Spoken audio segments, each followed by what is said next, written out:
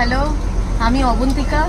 তো আমরা ছুটি ছুটি ট্রাভেলের সাথে 9 তারিখে আমাদের যাত্রা শুরু করেছি আর্লি মর্নিং, এবং শিয়ালদা থেকে আমাদেরকে পিক করা থেকে শুরু করে ট্রেনের টিকিট কাটা, আমাদেরকে তারপরে টোটো করে লঞ্চ অবধি আনা, এবং লঞ্চে এসে থেকে ওয়েলকাম ড্রিঙ্ক থেকে শুরু করে টিল নাও এখন আমি ইলিশ বিরিয়ানি খাচ্ছি with chicken, which is just awesome, nothing to say. কি মানে খুব ভালো, আরো ভালো হলে ভালো হয় না, মানে এটা হচ্ছে জাস্ট একটা মানে একটা টেস্ট অফ চিকেন। মানে আমরা বাড়িতেও খাই অলওয়েজ, কিন্তু হয় না কি ডিফারেন্ট কুকের হাতে রান্না আলাদা আলাদা হয়, তো ইটস লাইক এরকম।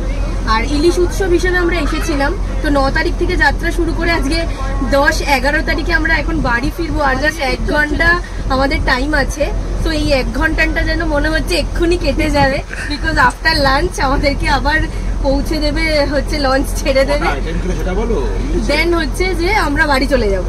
তো মানে এটা লাইক মনে হচ্ছে যে কেন ব্যাপারটা হয়ে গেল, 2.5 দিন এক্ষুনি শেষ হয়ে গেল। ফার্স্ট ডে থেকে শুরু করে এখনো অবধি যে কটা আমরা খাবার খেয়েছি, মানে ব্রেকফাস্ট থেকে শুরু করে লাঞ্চ ডিনার, প্রত্যেক কটা খাবার অসাধারণ, খুব টেস্টি, অ্যান্ড আমরা খুব ভালো করে এনজয় করেছি ট্রিপটা। সো আমরা 2024-এর এই ইলিশ উৎসবের ট্রিপটা আমরা চাইবো আবার আসতে, সেটা নেক্সট ইয়ার হতে পারে, তার পরের ইয়ার হতে পারে, বাট আপনারা অবশ্যই আসবেন, মিস করবেন না, 2024-এই চলে আসবেন, এখনো 4 মাস বাকি আছে, তো আপনারা এই টেস্টে এই বছরেই নিয়ে যান, বিকজ বলা যায় না কখন কার কি হবে। Thank you, bye by.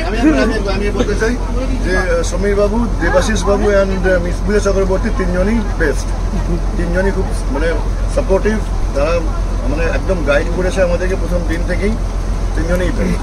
Contact number দেওয়া আছে, অবভিয়াসলি ফোন করবেন, এদের জানাবেন, এদের সাথে মিলবেন। Thank you.